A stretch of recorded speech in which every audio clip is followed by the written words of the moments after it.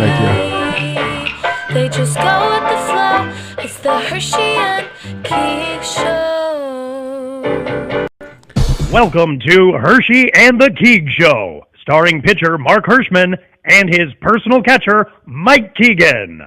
Every Tuesday night at 9 p.m. live from the Governor's Comedy Club radio studio. Thanks so much for listening. Well, hello, ladies and gentlemen. It is Tuesday night, 9 p.m. You know what that means? That means it's the Hershey and the Keegs Show. It does. It's an hour of joy and entertainment and laughter that we're here to share with you guys. So thanks for tuning in. Brought to you by St. James Organic Green Tea. We're not, but this is delicious. We have a very, very special guest tonight. Before we get there, though, can you you're drinking out of some sort of a enlarged juice box. I've never seen you drink this before. Are you going for a colonoscopy tomorrow? Is everything okay with you? I'm not, but it's definitely refreshing, and it's like an adult juice box. I like it. St. James Organic Tea, pineapple and mango. This is generally not something that you'll see in 7-Eleven, I'm assuming. So where did you get this? Stop and Shop. Stop and Shop. Yeah, but it's delicious. So you buy cases of them, or they sell individual St. James? They sell it individually. Yeah. Okay. You buy them one at a time. And how did you get drawn to this? You get a little thirsty sometimes, and you want something refreshing with not too much. There's a subtle sweetness to it. It's not it's not like a sugar. Did you go food shopping with the idea I'm gonna go pick up some St. James today? My mom bought it. Okay, I knew there was something. I was digging. There you go. I knew there was something, and I was definitely digging, and I knew I was gonna get there. Yeah. Good old Diane bought it. It's delicious, though. Well, it looks enjoyable. Hopefully she gets more. I'm sure she will, Mikey. I'm sure she will, and she'll leave it with some chocolate on your pillow tonight. Mm-hmm. All right. So how are you, Marky? I'm doing good, buddy boy. I'm super excited. You know, listen, we've been doing this show now for just a little bit over 2 years, and when we started this show, where does the time go? It's flown, and certainly. I think, when we started this, I had a game plan, and certainly you being my co-host was part of it, and Tony being our producer was not part of it. Certainly not part of it. Obviously, things don't always happen the way you want them to. Remember that great producer we used to have? Yeah, Silly Sally. Yeah. She was the best. Those are the days. But listen, things happen, and we're doing fine, and we're tolerating Tony. But we have had so much fun doing this. The fact that we've had so many guests, people that we've enjoyed watching over the years, comics that we've emulated and been role models of. It's such a gift, and we're not going to really delay. We're going to go ahead and punch up our first guest. Before we do, I want to say, when we started out, we wanted to do kind of sports talk radio. We're Absolutely. both huge sports nuts. Yep. And, some of our fan base, we get a lot of people that aren't so into sports, so we kind of mix it up a little bit. Yep. But this is our core, sports talk. Sports to the core, from me and you as diehard Yankee fans, and Tony, sadly, a Met fan. But we do love talking sports. We talk sports off air all the time, and certainly we're all in the age group that we have grown up watching and listening on the radio to this very wonderful guest who's giving us a few minutes tonight. And with no further ado, we are going to pull up from the Get a Load of This podcast on the Yes app. We are more than honored to have on the very well-esteemed Russ Salzberg. Hello there. You guys are too kind. Thank you very much. Love your opening. I'm looking forward to this evening.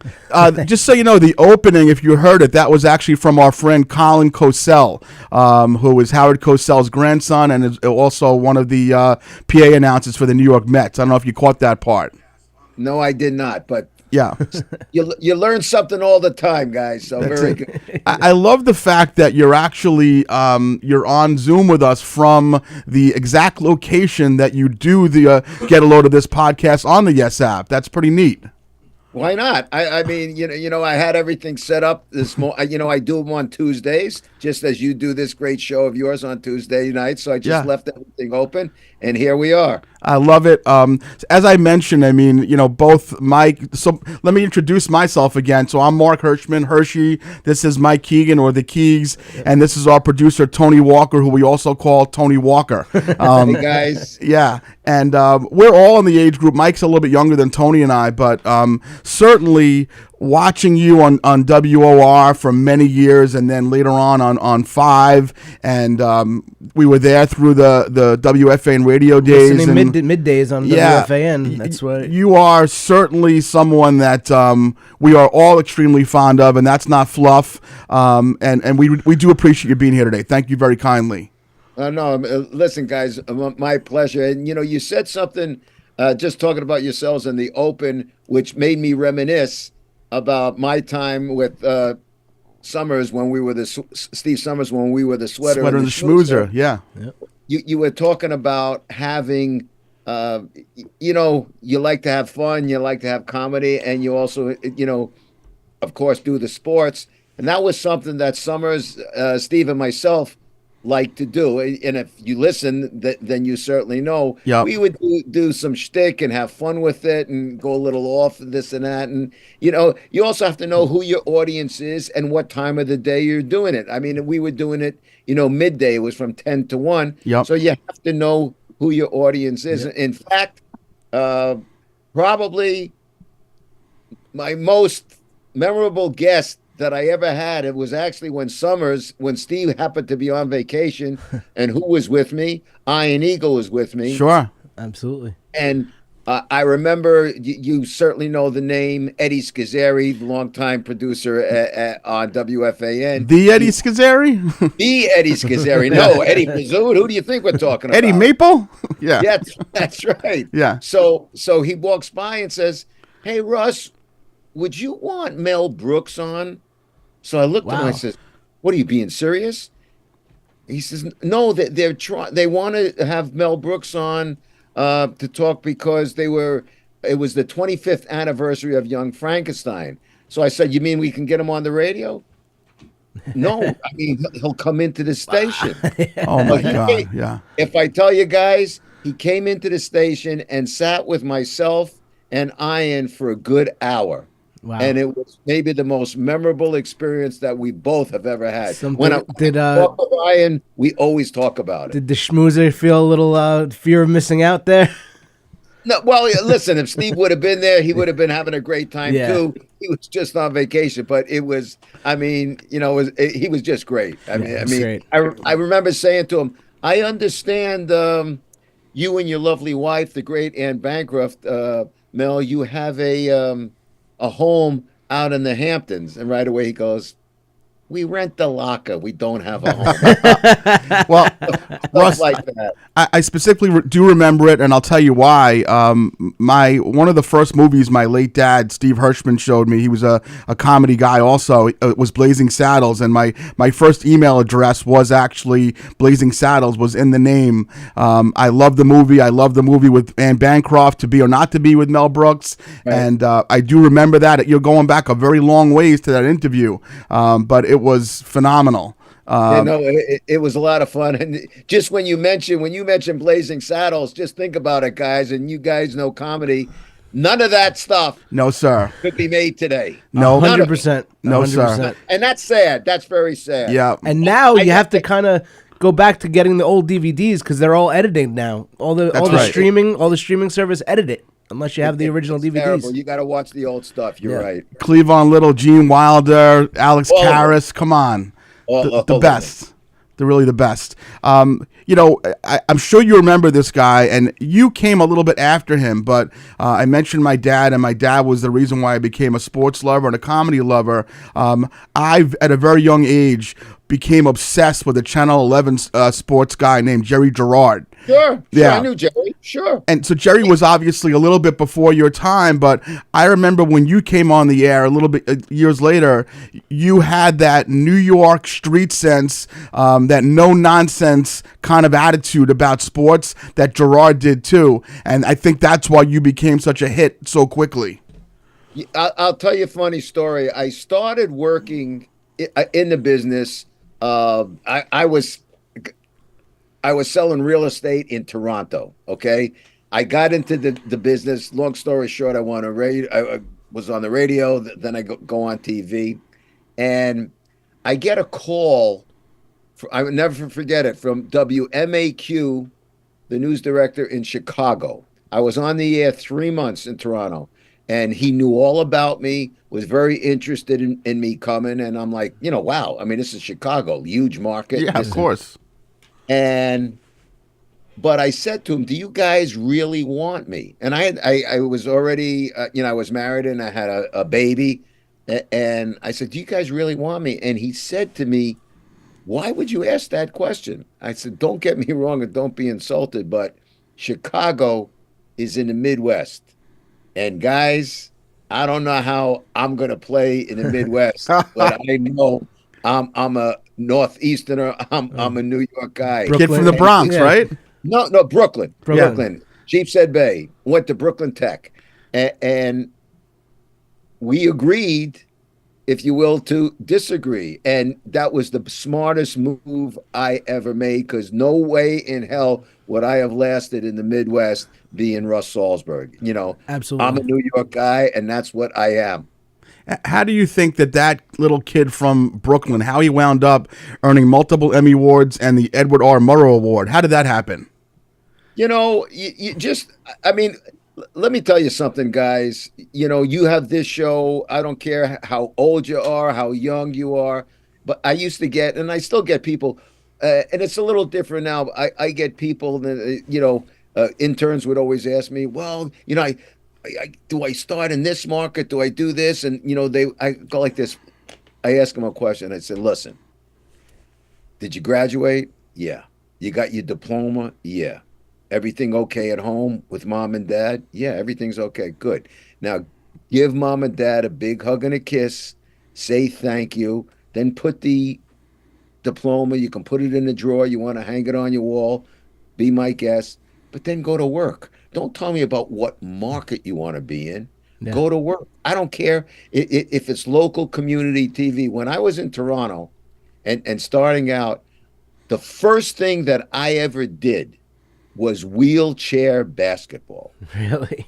Wheelchair basketball. And I'm going to tell you something. When I was doing it for local community, television. I wasn't getting paid, but I treated everything like wheelchair basketball. To me, I was doing the seventh game of the NBA championship, the NBA finals. That's how you treat it. Just go on and do the work. You get caught up in what market it is, what you want to do.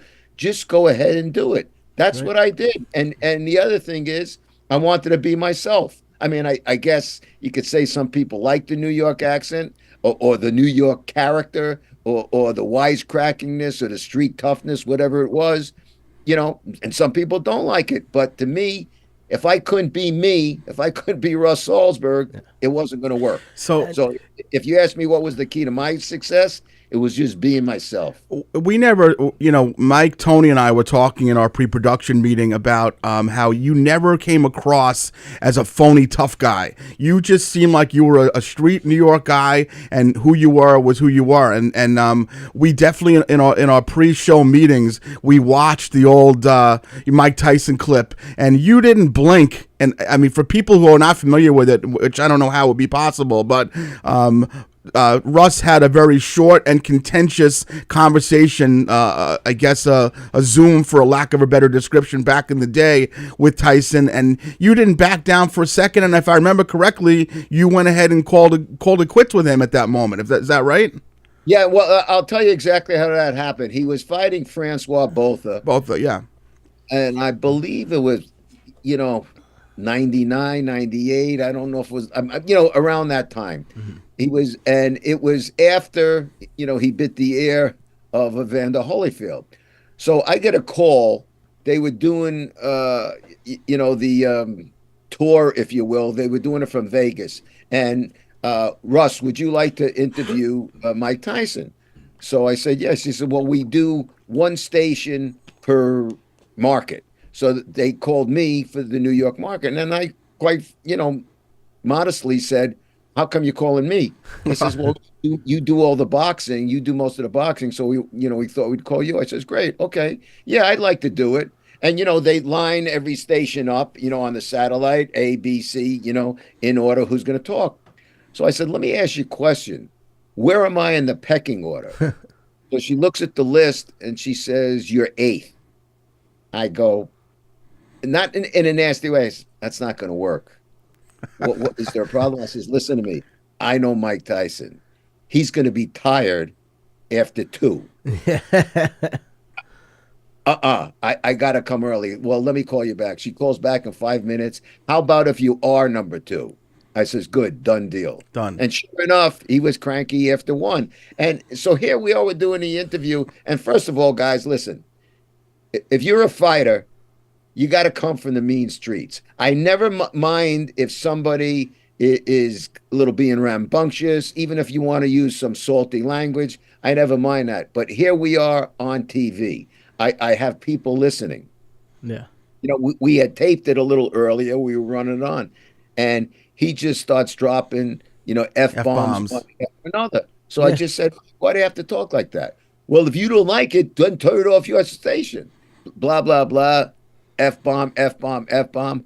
That's it, Mike. I think, we'll wrap this up now. Now, what the public and nobody else realized was that he was dropping F-bombs. He was talking about my mother, your mother, this guy's mother. He went nuts. Not my mother. But that's him. Well, so let me ask you, what do you think, because we were just talking about this earlier, the validity of this fight against Jake Paul coming up? Is that legit? Nonsense? Guys, I can't even get in. Unfortunately, and I was addicted to the fight game. Absolutely. Yeah, you were one of the few boxing guys in town, for sure. Loved it. Loved it. It doesn't exist anymore. Yeah. Mm-hmm. It really doesn't exist anymore. I mean, listen, you're talking to a guy that comes from, the heavyweights, the Sugar Ray Leonards, the Tommy Hearns, the Roberto Durans, the trilogy fights, whether they were great champions or not. Mickey Ward and who's one of my favorite guys, Arturo Gatti. Yeah. Sure. It doesn't exist anymore. Dying breed. Yeah. Yeah, 100%. But we wanted to, certainly you and I went back and forth on text about this, and I saw on your podcast that you were discussing Patino, and you and I went back on text a little bit today. Certainly, I feel good about the fact that you feel similar about Patino that I do. I'm not a Patino guy. I've never been, between the NCAA violations and the unscrupulousness behind his wife's back, and certainly more recently some of his behavior. I was even shocked that a Jesuit school like St. John's even brought him on. Tell me what you think about the behavior that he pulled yesterday by denying the NIT invitation. Well, listen to me. I mean, to me, as pissed off as I've been about this whole thing, because I don't understand how the media gives him a pass and they worship the guy and they make like he's this brilliant. Listen, if you were going to ask me, guys, is Rick Pitino a good coach? No, he's a great coach. He's a Hall of Famer tactician, without question. Mm-hmm. But he's a Hall of Shamer human being. He's a terrible person, yeah. He goes ahead. I like that. He goes ahead and remember, he says, well, we're not going to go to the NIT because we have to recruit. The portal started on Monday. And we're not going to go. But we have to recruit. I need 7 or 8 new guys. So we got too many important things. So we're not going to go into the NIT. All right. He just says that. And that's why I called him a hypocrite and a phony this morning. Mm-hmm. So let me ask you guys the question. It's very simple. If he was not, if he can't go to the NIT because he has to recruit, then what the hell was he going to do if he was invited to the NCAA tournament? Exactly. Was he not going to go to the tournament because he had to recruit? Exactly. Total hypocrisy. Absolutely. I mean, talk about phoniness and hypocrisy. That's the height of it. And then at the end of the tournament, I want to give, if I can only give the guys a hug to make the pain go away, I would wave my magic wand and do that, but I can't. Yeah. This is the same guy who basically called them bums when they lost, back in February to Seton Hall after blowing a big lead. Yeah, and he says, this is the most unenjoyable experience of my life. It'd be an understatement if I said anything else. And then they go on a 5-game winning streak. What a coincidence. No, wait a minute. They go on a 5-game winning streak, and the public, the media in particular, says that the surging Red Storm. They beat Georgetown 90-85. They beat Georgetown 90-85. You know what Georgetown's record was in the Big East? 2-18. Brutal. Then they have a great win against Creighton. Great win. Then they beat Butler. Then they beat DePaul. And then they beat Georgetown again. They struggled in both games against Georgetown. The combined record of Georgetown, Butler, and DePaul was 11-49. Overall, the combined records were, I think, 30-66. What are we talking about? A surging team. Yeah. They beat the Garbage. bottom. They beat the garbage. Now, here's another thing for you to show you what kind of phony coach he is.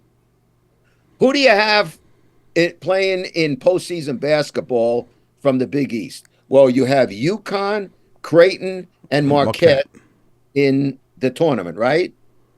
In the NCAA. In the NIT, you have Seton Hall, Providence, Nova, Butler, and Xavier. You have 5 more. That's 8 teams in the postseason from the Big East.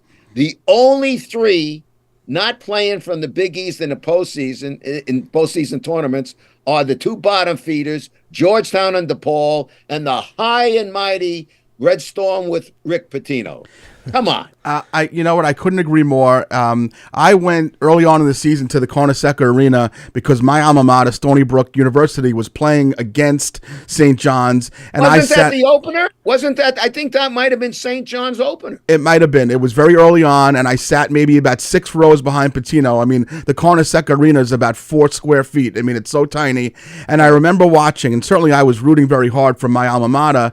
They kept it a game against St. John's, and I remember saying to my wife and my son, that's a very bad sign because St. John's should be demolishing Stony Brook by 40 to 50 points, and they didn't. And I was not impressed by it's a decent roster, not a great roster, not a great team. Simple as that. They're not. They don't deserve to be in the tournament, flat out. Well, in fairness, I understand what you're saying, but it might have been the season opener, if I'm not mistaken, and I'll cut people some slack, which, by the way, since you're talking early on, I think the next game was against Michigan, to which they lost. And Michigan, as you know, finished the season 8-24. Correct. So yeah. When we talk about the strength of schedule, power schedule, the truth of the matter is St. John's, Seton Hall, they screwed themselves because they didn't take care of business. They left an opening. People, if you win your tournament, you get in, and that knocks other people out. Simple. That's what happened. Simple. End of story. That's it. Speaking of not taking care of business, while our producer Tony is a diehard Met fan, Mike and I are diehard Yankee fans, and we constantly talk about it, that we don't feel like the Yankees are taking care of business anymore. The fact that, I could talk to him blue in the face about why Cashman does not deserve this job anymore, but why is Blake Snell a San Francisco Giant today and not a New York Yankee? Well, we're going to agree to disagree, fellas. Oh, please, let's do it. No, we're going to agree to disagree. And, I spoke about it this morning. I know you did. And I said, sometimes the best deals you make are the ones you don't make. I heard that. Okay? Yep. Here's the deal with Blake Snell. Nobody is saying he's not a good pitcher, okay? Now, notice I said not a good pitcher. I didn't say not a great pitcher. Yep. He is, at best, a 6-inning pitcher. He's never averaged 6 innings in his entire career. He's won 2. Let me ask you a question. He's won 2 Cy Youngs. Yep. Do you view him as Hall of Fame material? I certainly don't, but I know how the game is nowadays, and 6 innings is what you get. And if but hold on a second. But here's the other thing. Blake Snell, for the Yankees to have, Blake Snell just signed for $62 million for 2 years. Yes. Okay. That's $31 million a year. Sure. For the Yankees, that $31 million for the first year, that $31 million gets taxed because of the luxury tax, 110%. If you do the math, it was going to cost the Yankees $65.1 million for the first year.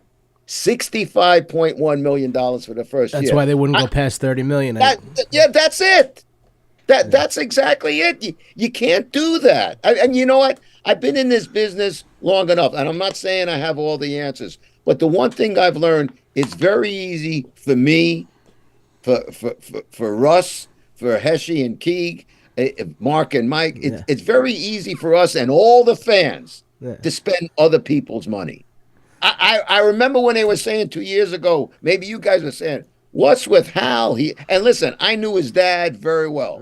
If you remember, I used to have him on, George Steinbrenner on FAN. Oh, absolutely. Constantly, yeah.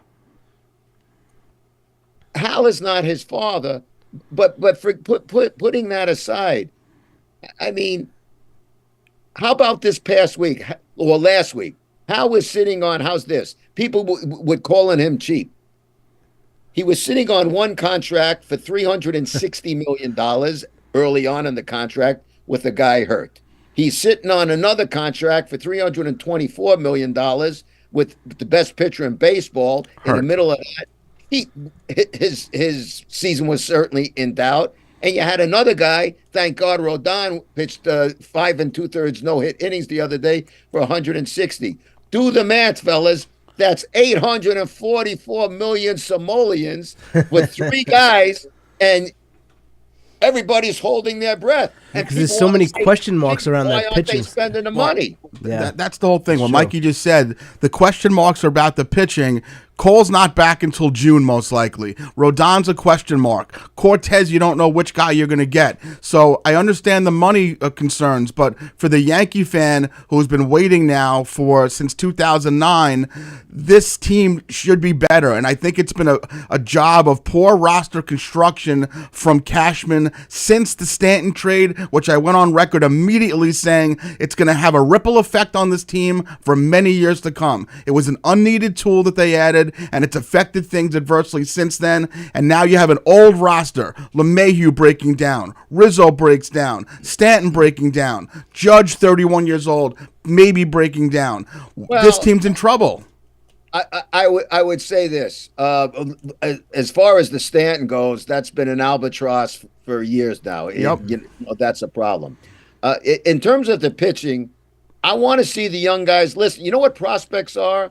Prospects remain nothing more than prospects unless they're given the chance to do it and not yanked out right away if you stumble a little bit. I want to see Luis Heel. Let's see if he's got it. I want to see if Will Warren has it. I want to see if Clayton Beater has it. Let somebody fill a spot in the lineup and go. Now, as far as the other stuff, listen, I couldn't agree with you more, in terms of LeMahieu. They got this kid in that Dodger deal, Vivas, who just was optioned out.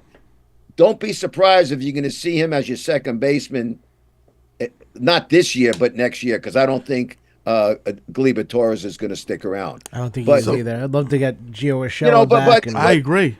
Look at it. In the other aspect of it, listen, I don't know what's going to happen, and nobody knows what's going to happen with Juan Soto. Nobody knows. The only thing I know, he's going to be asking for a Brinks truck. That much I know. Sure is. Yeah. I love the fact that Boris has a chip on his shoulder because the Yankees kind of. Boris, that's the way he operates. Yeah. You know what? Boris is getting a little bit of a comeuppance now too because he's not getting the big deals. Exactly. No. He's not getting those long-term deals. He's not getting those big deals. There's no contract here anymore. The other thing that drives me crazy, it's not Yankees, Mets, or anybody. It's across baseball. Giving guys. Hey, if you're working for me and you say, well, Russ, we want opt-outs. Herschy and King, you guys want opt-outs. Okay, yeah. I'll tell you what, I'm going to give you an opt-out. You know what? But I want an opt-out too in case you guys stink this coming year. I want to be able to get out of the contract. Why doesn't the owner get an opt-out? Will never allow them to do odds that. Are. Yeah. Exactly. Russ, I love the fact that you want to see the Yankees hold on to their young pitchers. You sound like a guy who's a little bit jaded from the loss of Doug Drabeck and Jose Rijo and pitchers like that. No. To me, you need to let listen to me. If nobody gave the core four a chance, they'd still be in the minors. You got to give people a chance. Well, and unfortunately, and it's not fair in this market. Nobody gives anybody time. So Nobody gives anybody time. You hit the nail on the head, and I don't know what your dealings with. I know that you were very close with Yogi Berra, and I want to talk to you about that. But Gene Stick Michael is apparently the reason why the core four remained, because ultimately there were talks of George wanting to trade away Bernie at one point and Pettit at one point and all these guys. So you're right. The fact that they were able to hold on to that core all those years is why those teams were as good as they were. Well, I mean, first of all, guys, I love you. I'm really having a good time talking. Well, to talk about how the game has changed, we need to do that another time, and I'll be glad to come back. Oh, wonderful. Thank you. The game has changed so much. I mean, this analytics and launch angles and exit velo and this and that. Don't talk to me about war. Don't get into war with me. Don't get into war. It's just to me it's stupid. I never wanted to be one of those old farts that said, "In my time, my day was better." But you know what? I'm one of those old farts. I am too, man. Even in my time, though, and that was 10 years ago. Yeah. Mike's barely 40 years old, and he's saying that. And Tony's in his 70s, and he's saying that. Yeah. It's crazy. It's just nuts. Yeah. But what do you go ahead. Before we get going, you wanted to talk about Yogi, please. Yeah, so I know that you had a special relationship. You've interviewed so many people, and we'll talk about that another time that you come on. But how much was the Yogi that we all saw and loved? How much was that the real Yogi from your dealings with him? The best. If you guys think I'm real, Yogi was real. Yeah, just a wonderful. I don't know why I was so fortunate. We got friendly. I'd say for the last year and a half of his life, he was at a nursing home assisted care, and I was with him every week. Wow. He didn't live. It wasn't far from where I am. I was with him every week. I'd be hanging out. I had nothing to do. My wife would say, "Why don't you go visit Yogi?" And it was one of the joys of my life just to sit and talk with the guy. He had his faculties. He had a will to live. He was just a wonderful, kind human being. I used to see the way he would treat, people in, I call it the nursing home, whatever you want to call it. Yeah, elder care facility, yeah. He just treated people with the utmost respect. And I'll tell you one of my two favorite stories about Yogi. If you remember when Buster Posey, Giants catcher, had the terrible accident, crash at the plate, it shattered his leg. And then they were changing the rule about what you can do with the plate, banging into the catcher. Sure. And Yogi's sitting in his chair, and we're watching a ball game. It was a Saturday or a Sunday. And I said, watching a game with Yogi, and he was kind of like dozing. He was kind of like dozing. But when he'd do that, I would say, I would start talking about the game or something, and he'd perk up right away. And I said, Yogi, what do you think of this business with the, catcher in the plate? And he, all of a sudden, he was talking like you and I are talking right now. And he's showing, I wish I could show it to you. He's showing me sitting down in his chair. He goes like this. Dickie taught me how to block the plate. You put your feet here on each side of it this way, and you let the guy come in, and you put the glove down. And he's talking to me like that. Wow. And I'm saying to myself, here's this kid, a housing project kid from Brooklyn, who grew up a Dodger fan before I was a Mets fan. And if you were a Dodgers fan or a Giants fan in New York, you certainly weren't a Yankees fan. But here's Yogi. Here's a Hall of Famer, my friend Yogi, talking to me about a Hall of Famer, Bill Dickey, teaching him. When I said goodbye, I walked out of the hospital, I got into my car, and I just sat there and started bawling. Wow. Realized That's great. how fortunate I was to have this relationship with Yogi. Unbelievable. Was Carmen still around then? She passed or she was still alive?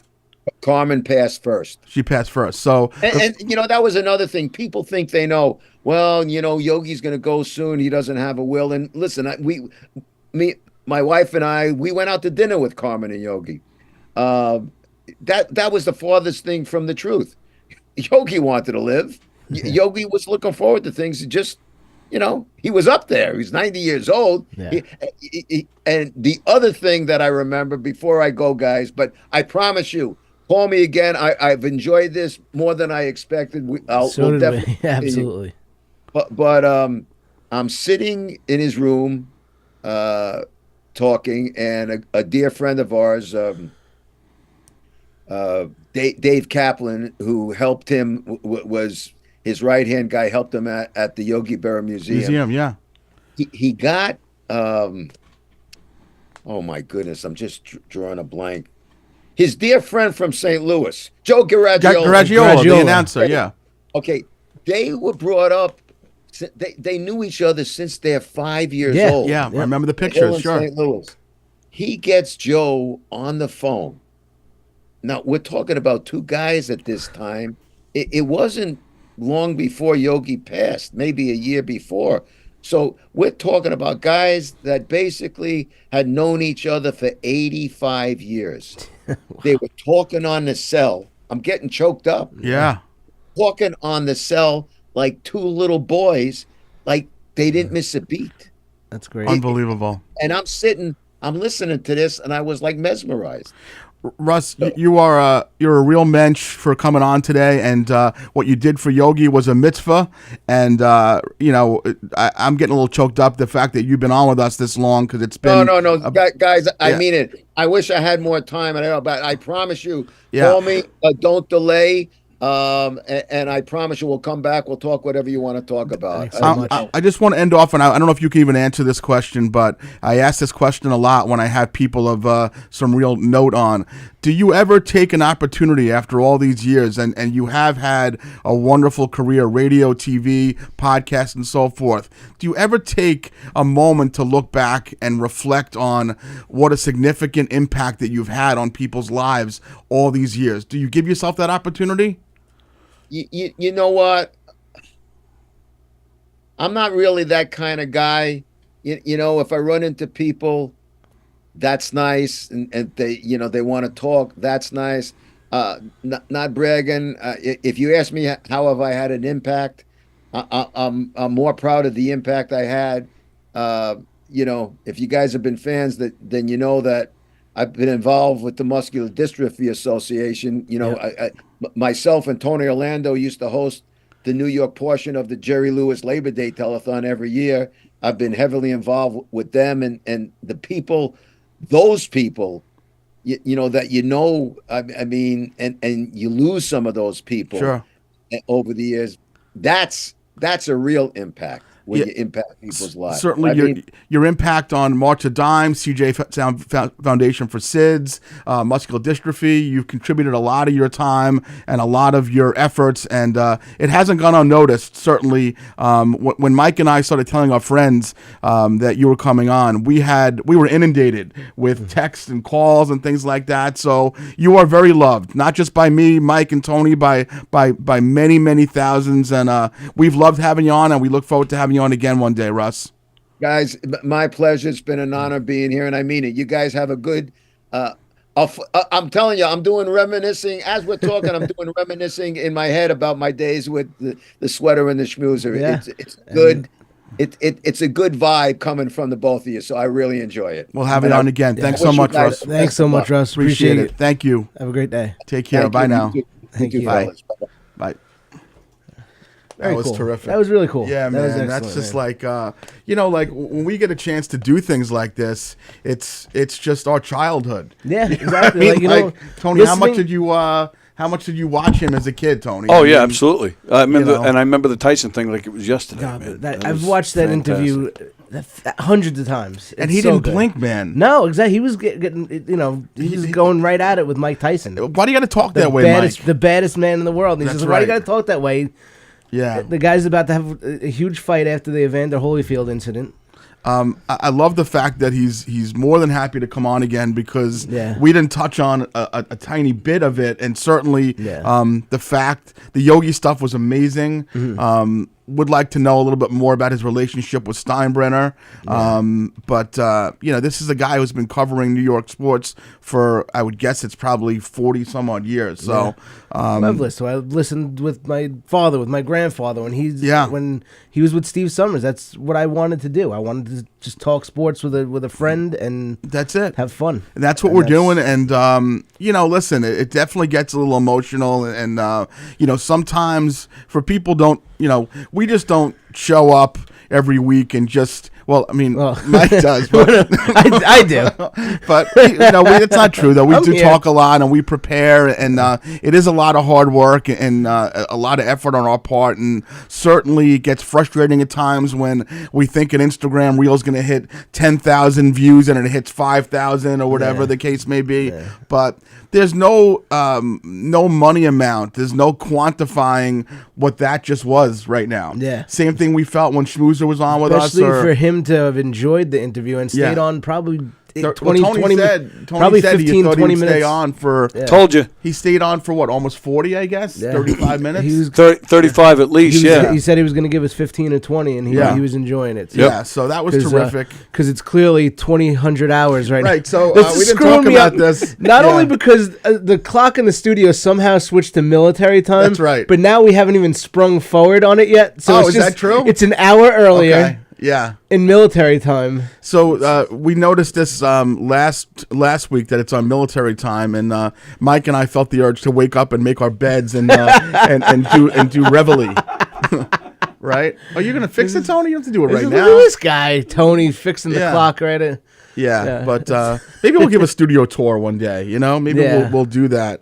Exactly. But that was awesome. I mean, I don't know. I'm like, I'm giddy. I certainly.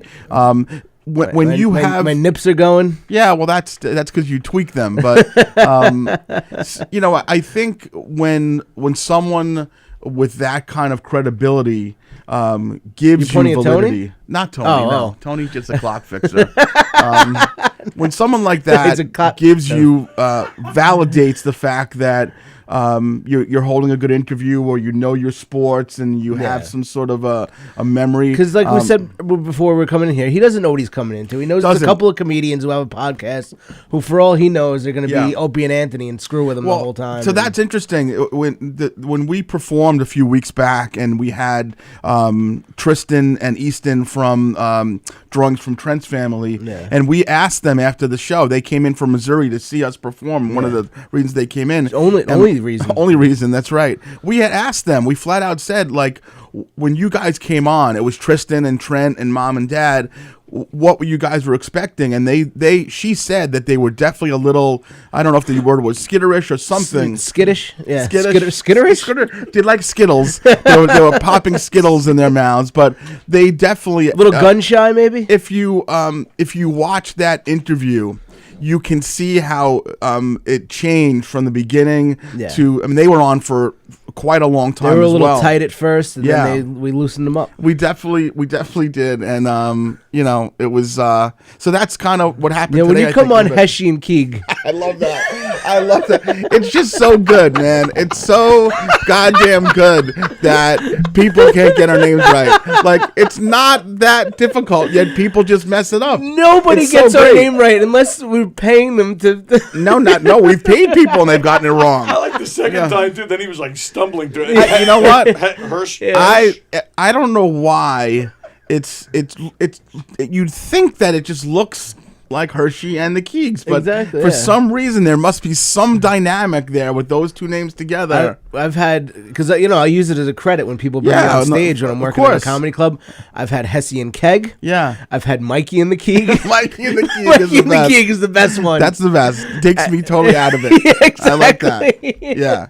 I like that a lot. That's really amazing. But I don't mind when I was a little boy and growing up in Valley Stream, there was a hardware store in town, and the hardware store was our Ace Hardware. There wasn't anything like that. It was just an old Jewish guy who owned it, and whatever you needed, your father would say, "Go run up and get me a hammer," or whatever the case may be. And the guy who owned it was named Herschy, an old Jewish guy named Herschy. So for me, I should get a show going on with him. Yeah, Herschy's probably, if he would be alive, he'd be at 135 today. But so when I hear that, it's joy. Like, it gives me joy to my heart. Right. Maybe we should change it to Herschy. I think we should. I think you should just change your last name. Legally. You know, it'd be funny though if we change it to Herschy and the Keegs. People would be like, "So Herschy and the Keegs." Herschy? Oh, you mean Hershey? Like the Hershey? Yeah, exactly. It must be because I'm not spelling it like Hershey, like the Hershey. Yeah, bar. exactly. That must Maybe be we it. should just change your spelling. But so that was awesome. We only have a few minutes left, but there's a few things I do want to touch on. A couple of things involving Mike and my disdain for him. One thing I definitely I sent you guys a text about this the other day, and I shouldn't have. I should have left it. The old Jackie Martling told us don't talk before the show. This was a mistake of mine that I should have left an element of surprise. But if you guys remember last week, I think it was last week, that I brought up the gentleman who has lived in an iron lung machine for 70 years. He's 78 years old. His name Piccolo Pete or something? Not Piccolo Pete. It was Polio Paul. So Polio Paul went on to become a lawyer, and he wrote books and all these things. And I happened to discuss him living in an iron lung machine on Tuesday's show. And then a couple of days ago, I got a news flash on my phone that he died. Are you serious? He died. Dude, he died. This guy has lived in an iron lung for 65, yeah, I mean, he's 78 years old, and it was since he was 5 years old, I think. Yeah, right? I think so 73 years old. This guy's living in an iron lung machine. Yeah. You mention his name. Died. Polio Paul dead. Yeah, I was so... yeah, I looked at it, I'm like, God damn, that's like, what a fucking witch I am. Can you talk about that guy that used to own the pizzeria in Farmingdale for a minute? Oh, no. No, We're not going to do that. No. We're not going to do that. No. We can talk about, we're not going to talk. But let's talk about... Syphilis Sam was his name, let's I think. talk about Sam? Jennifer Aniston coming in here, though. Oh, my goodness. So that was that. The other thing I wanted to talk about, because it's just a subject that I can't leave alone because you frustrate me, and I want to love you at all times, but there's times that you just get me so angry. Like, no. I've come to grips with the fact that you and Sue Galena, my neighbor, that you are the only people in my life that will just not forget about ghost texting, but you'll just not ever respond to certain texts. You'll pick up another thread. Maybe you'll text me on your own about something else later on that day or the next day, and not even acknowledge the text. Yeah. The only two people that I let get away with it, that do it to me, are you and her, and I'm fine with it. What I don't understand, and you're literally the only person that ever does this to me, is that if you see a missed call from me, you don't ever call back. Like, you just, like you see, I called you on Saturday at like 11:30 in the morning, okay? And I didn't leave a message, but I know how cell phones work, and I know that you got a fucking missed call from me. And I don't, listen, you may be on the road, you may be with Juliana in a petting zoo, you may be, I don't know what the fuck you're doing, and I don't care, but explain to me your rationale for just not deciding to just respond. I think it's disrespectful to not leave a message. Let me know, because I don't know what I'm calling back into. Is this negative? Is this positive? I don't want to call back and you're angry. Okay, leave me a message. Say, hey, you know what? Hey. Honestly, that's a good answer. Is it really? Is I just fucking made it up this second? Is it that you don't see it? You just you're no. busy? You know what it is? It depends what it is. Like if you call me, like maybe I'm driving, and I'll look at it and I'll be like, you know what? Let me call Mark back as soon as I get to where I'm going. Well, and then I get there and I forget. I'm a forgetful guy. We certainly know. I forgot to pay Tony. I forgot to pay Tony like $1,000 one time. Yeah. So no, we know about that. So okay, all right, that's fine. Once I leave this studio, I don't think about you two. I obviously know that. I know. Thank you. But I apologize. You know what? I'm going to make more of a concerted effort to call you back when you call me. Thank you. And you have sometimes. I'm not saying you haven't. Yeah, no, I have sometimes, but when it's convenient. But this thing that I had totally forgotten about this, and I don't know. I'll tell you how I rediscovered this the other day. It just reminds me, though, that we do know each other a lot longer than, in my mind, I think we know each other only a short time. Yeah. But you actually were invited to one of the first live fantasy baseball drafts that we held in a classroom back in the day when I worked at Briarcliff College. At Briarcliff, yeah. Now, I haven't worked Briarcliff College. I left almost 10 years ago. It's 9 years ago that I'm gone from there. And several years before that, you were invited to a staff-only fantasy baseball league. Okay, right. I was honored. You came in. We did it in the classroom after hours. We definitely couldn't have known each other that long at that point, but I felt like you would be a good person to ask. And so the other day, I was invited to a CBS bracket pool, an NCAA bracket pool. Yeah. And when you go ahead and you log on, you see all of the leagues that you've been in the past, okay? Yeah. So it could be brackets. And you don't dwell on the past at all.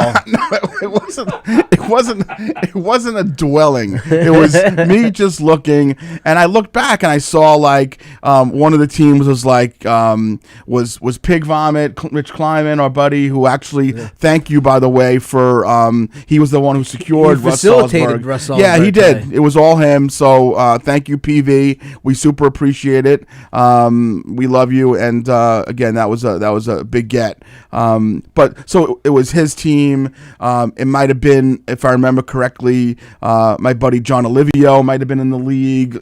He might have been in it. And then I see that I see Mike Keegan's team. So what it does is Tony, it says the name of the person and the name of the team. Okay. And mine was like, Hershey's Heroes, I think was my name in fantasy back then. And I'll preface it, I don't remember what it was. No. I can only imagine what the hell it was. And I remember seeing it and thinking, with the people you work with. So it was the people that I work with, which is whatever. Right. And he didn't even know them, and he didn't know me that well. And the name of his team, it looked like it was the name of a man, but when you read it out loud, the name of Mike's team was Holden Hiscock. Holden Hiscock. Wasn't he from Catcher in the Rye? Yeah, no, that's not that's Holden. That's Holden Caulfield. Caulfield, yeah. But I'm like, what would inspire a man to do that? To name his team Holden Hiscock when he doesn't know anyone other than me? It's not really a baseball name, unless I guess Sterling Hitchcock. No, I guess it was like Holden Hiscock, like players like play with their balls. Yeah, exactly. That's what I was going for. But yeah. we weren't close friends then, and you invite me to do this league with the people that you work with every day. But I saw this the other day, and at first I laughed, and then my response was, in my mind, what I think very often, what a piece of shit this human being is. What a piece of I had zero regard for you. It's not even regard for me, just regard for life in general. It's just it's a putrid thing to do. Like, you couldn't have been like, Keegs' Heroes or something like that. Nah, I didn't want it to be original. Holden Hiscock was the name of his fantasy team. That was my starting pitcher. So that was, so that was definitely something that I wanted to talk about. You got any leagues this year? I'm looking to join a league. No, we're good. I'm doing one with Max's friends, actually, and we're good. Thanks, weirdo. Holden Maxcock. No. You're a terrible human being. This is what I'm saying. You're a piece of garbage, and anything that people say about you that I have to defend you constantly, I'm not doing anymore. He held it in for 45 minutes. He did. That's good. That's good. Right. Yeah, you're like a total Tourette's patient that you were able to hold it in that long. That's right. So kudos to you on that. Thank you very much. Total random question. I was in the post office yesterday, and I was actually shocked. I'm going to give you guys one guess each.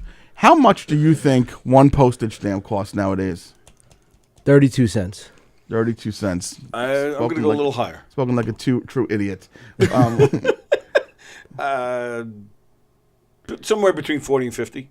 Really? Do you know that a postage stamp, it hasn't been 32 cents in probably 35 years, by the way. That's so you're a fucking idiot. I remember 23 cents. Yeah, I remember when it was a quarter. It was a dime when I was a little kid. But I bought. I just went into one of the kiosks, the machines, and I put in my credit card for just 10 stamps. Because who needs stamps? You don't need a lot of stamps. Yeah. But once in a while, you have to mail. Like the landscaper doesn't have Venmo. As much as I try to tell him to get Venmo, he doesn't understand it. So I have to mail him bills. Venmo, cousin. It's my cousin. Yeah, right. He's at the next house over. He's doing their lawn. Venmo Rodriguez. Yeah, Venmo. That's right.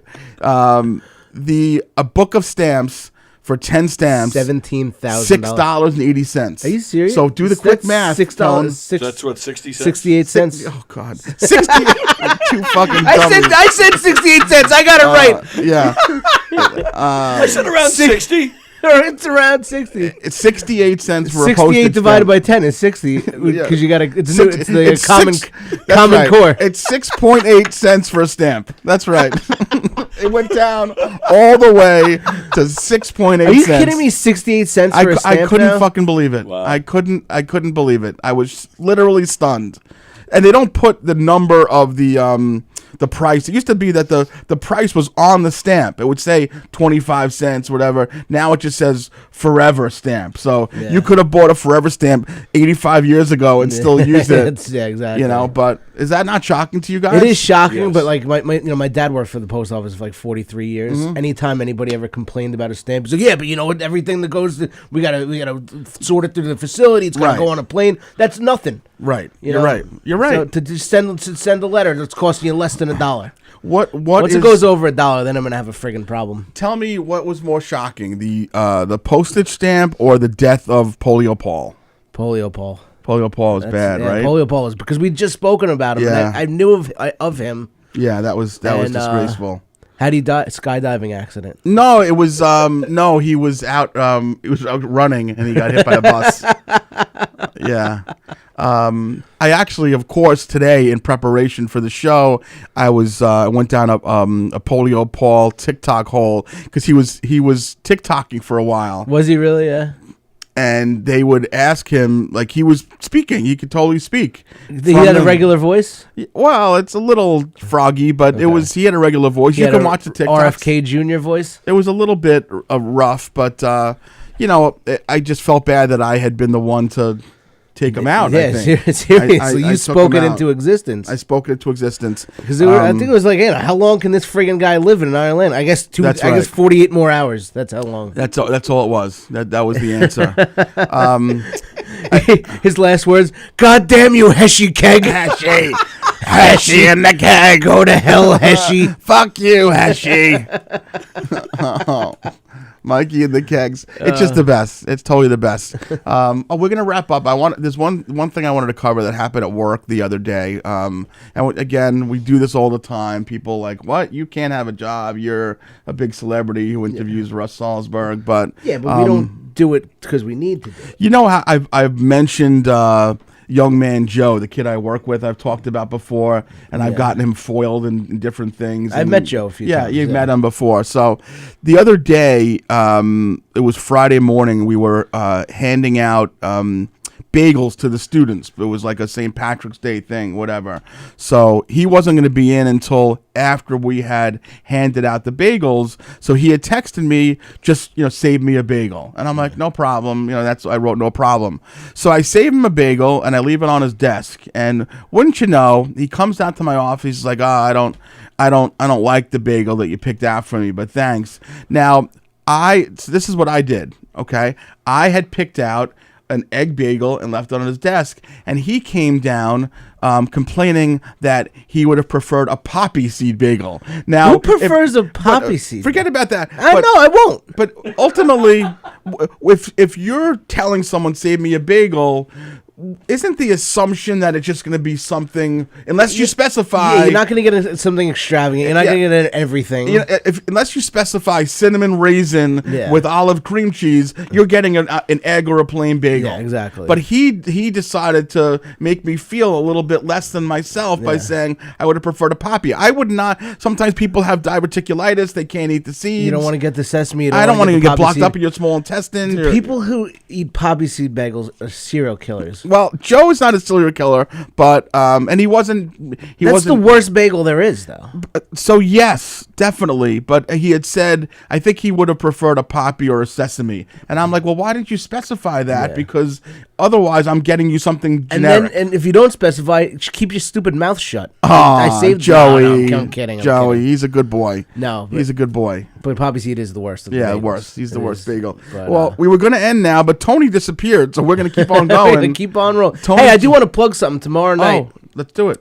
Tomorrow night's the event I'm going to at the Jericho Terrace. Oh, okay, good. Yeah. It's a fundraiser for Think Happy. Mm-hmm. They're a fundraiser.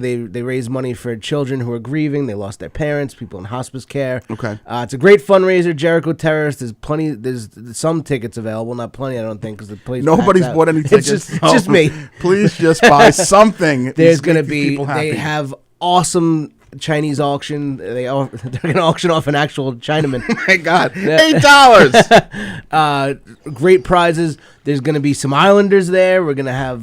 There's going to be Brian Trotch is going to be there. Pat LaFontaine. Yeah, I know. Bobby Nystrom's going to Yep. be there.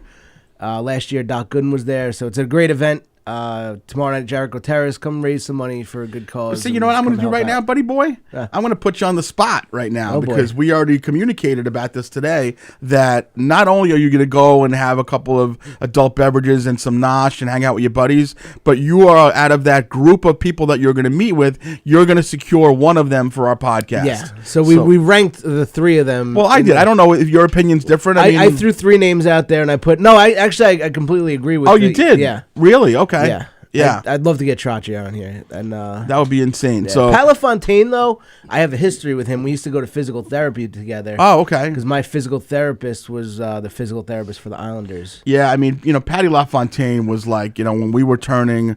Actually, you were probably really little when he started his career. Yeah. You were probably like 5, 6, Yeah. or maybe even a little bit younger. But I was like 13 or so when he came about, although he went into that era of never winning a championship where Trotz and Nystrom obviously won 4 exactly. when you weren't even really alive for that. Nah. But don't tell them that. I won't. Just tell them that I'd you love were to get around for it. Nystrom on here, but he's everywhere. Like, Yeah, I feel like he's a little bit commercialized. But Trotz is an interesting story because he went on to become a coach. He coached for the Rangers. Yeah. And he wrote a book. I read his book. They gave his book away last year at the thing. It's a Oh, great okay. book. Okay. Well, see what you can do. Have a wonderful time. Yeah, go with my buddy Frank, my buddy Vinny. We're going to have a good time. I love It'll that. be fun. Okay. Before we go, anything that you want to promote aside from this wonderful event tomorrow night? Friday night, I will be at the Avenue in Glendale, Queens. It's Okay. a fun show.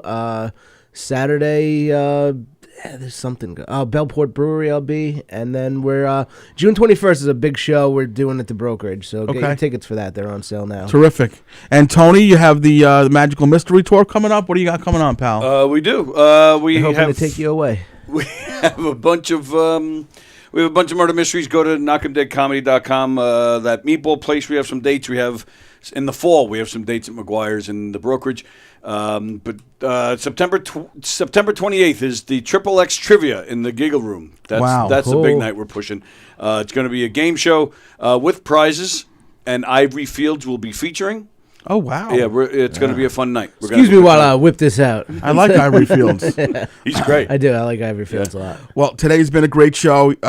As usual, you guys, thank you for watching and listening, and please, especially for this show because it was really super special. Please share it and tell people about how much you love Herschy and the Kegs. And we are not here next week. We actually, No, I'll be in Boston next Mikey's week. has the Boston Comedy Festival, which is humongous. Great opportunity for you to help promote the show, promote Yeah, your so comedy career. I'm not going to mention you that's at all. Nothing. No, I never. am. Never absolutely at will. all. You know who's performing in the Boston Comedy Festival? They're going to have Kevin Nealon's going to be there. Oh, Jesus. Adam Ferrara, and they're honoring Michael Gross. Remember him? He was the Yeah. father from Family Ties. Oh, my God. That's Yeah, huge. yes, it's going to be pretty cool. Dude, that's amazing. Well, have a great time. Touch base from there.